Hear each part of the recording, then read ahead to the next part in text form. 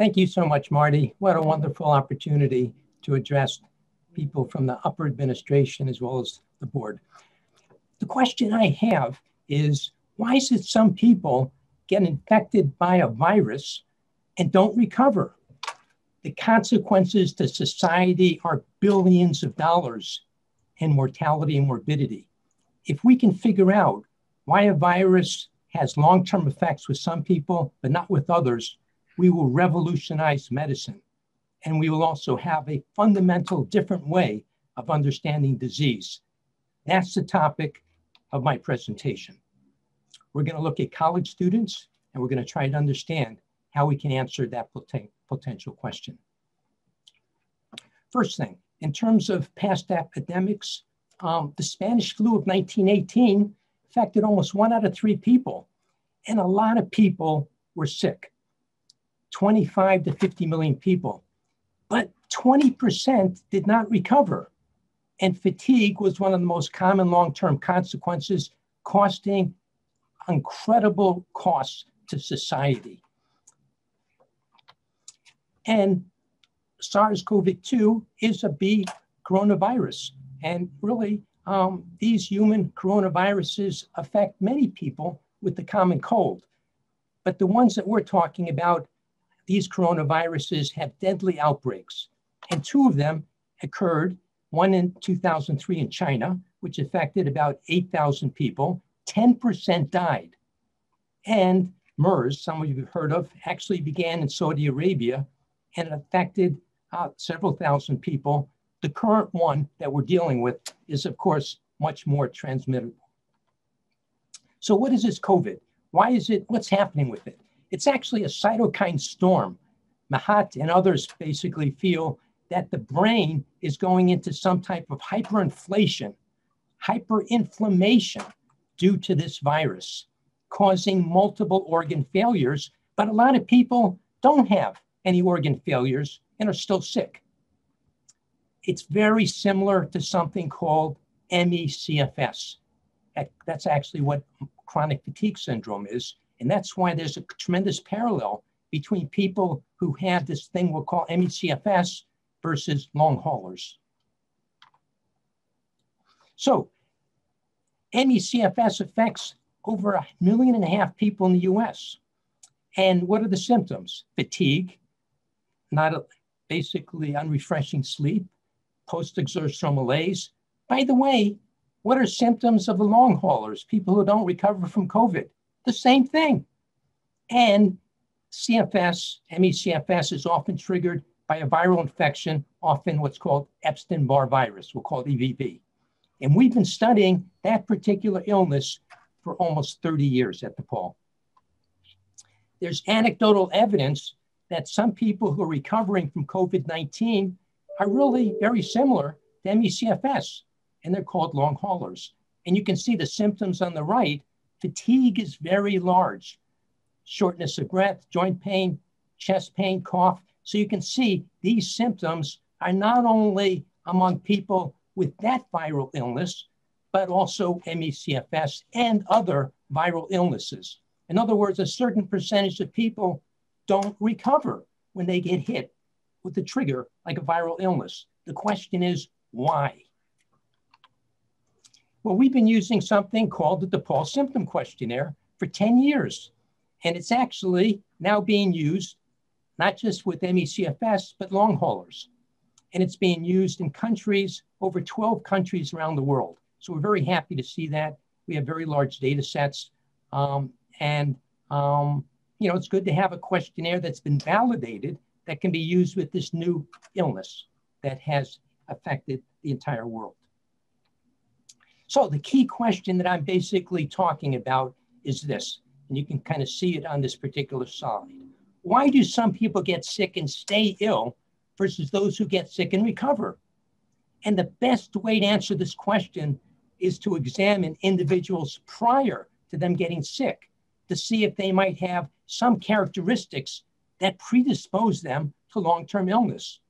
So for 10 years, we've been working to identify these types of tendencies in the immune system, behavioral domain that exist prior to an infection like EBV, which causes actually mono. And these insights can help us understand predisposing factors for COVID, long haulers, those who don't recover from COVID, as well as other viral illnesses. So first, the study we started with was basically studying college students that got infected with mono, which is caused by the Epstein-Barr virus. And we wanted to try to identify variables that are potential risk factors contributing to the development and maintenance of ME/CFS. By the way, this is the first study that has actually looked at people before they got ill with mono as opposed to after. So from 2014 to 2018, we collected data from over 4,500 college students just as they were entering college. Some got infected with mono, infectious mononucleosis. Some recovered, and some did not after getting mono. And what we found was that pre-illness factors, such as immune markers, could help us differentiate those people before they got mono in terms of who got sick, stayed sick, versus who did not. And we just published some of that work in Clinical Infectious Diseases. Actually, the research that I'm going to talk about now is the next step. And what you're basically seeing here are little proteins. They're cytokines. The red ones are inflammatory. The blue ones are non-inflammatory, anti-inflammatory. And if you can see on the left side, people who generally have these patterns, networks, have them together. They're either inflammatory, the red ones on the top left, or they're on the bottom left, where they're blue and they're non-inflammatory. But on the right, these are individuals who basically developed ME/CFS after getting mono, after having an Epstein-Barr virus attack them. And what you can see is that their cluster of cytokines or proteins are all mixed up, and they're together into a cluster. They're not differentiated. So if we can use these type findings to identify people who, when they have a trigger like Epstein-Barr virus or something else like COVID, and that they don't recover because of that immune factor before they got sick, that has incredible implications for understanding the etiology and the pathophysiology. In other words, why this disease is hurting so many people and who's going to be predictive of getting well versus not. So we're now doing a 6-year follow-up of this study. And we got funding from DePaul University to bring in COVID measures into our follow-up of these students. So we'll be able to collect biological and behavioral data of the young adults' experiences prior to and during the pandemic. So we are now investigating immune differences in the COVID response. And we've used this pilot grant from DePaul to now secure a larger grant from NIH of over $280,000. And we're assessing possible predisposing behavioral and cytokine network differences among participants who develop COVID. We have stored biological samples from these 4,500 students. That means we've got blood samples stored. And this allows us to identify biological markers of COVID-19 in a demographically diverse set of young adults. What are the implications? COVID-19 long haulers and ME/CFS chronic fatigue syndrome illustrate deficiencies in our current healthcare system. Medicine is excellent at crisis intervention, such as fixing a broken bone. But do you know that 25% of visits to your physician are unexplained? They involve issues of fatigue and pain, just like happens with the COVID long haulers, as well as the ME/CFS people. The challenge to medicine today is to find a solution to these types of more complex system illnesses. And prospective studies, like the one that I've been talking about, collect data prior to illness. They can lay the groundwork for better understanding post-infectious diseases.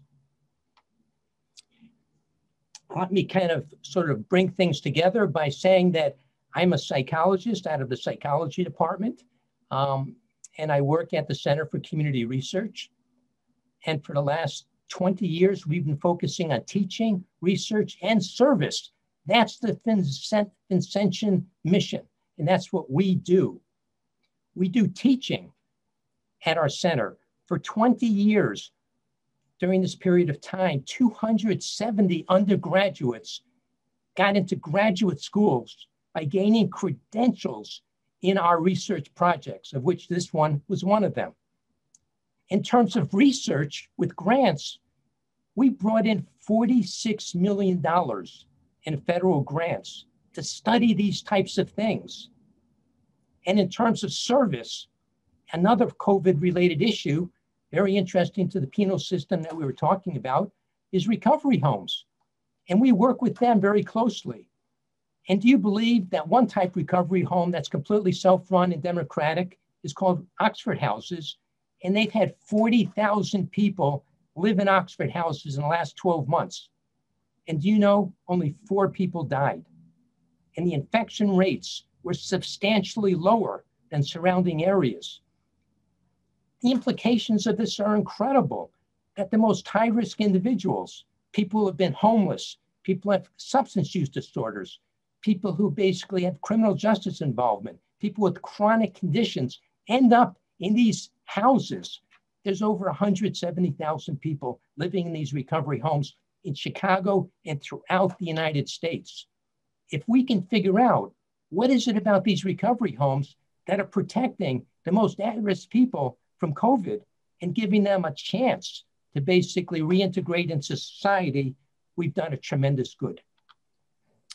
In closing, I want to acknowledge Jacob First, who's a co-investigator with me from the College of Computing and Digital Media at DePaul, for his work on the analysis of our immune data. Matthew Sorensen, formerly from DePaul's nursing department, for help interpreting the cytokine data. Ben Kantz at Lurie Children's Hospital for medical examinations of our participants. And our deep thanks to the funding sources: DePaul University's COVID-19 Academic Innovation Fund, NIH, NINS, and NIAAA. We're most appreciative of this support throughout the university for the work that we're doing. Thank you very much.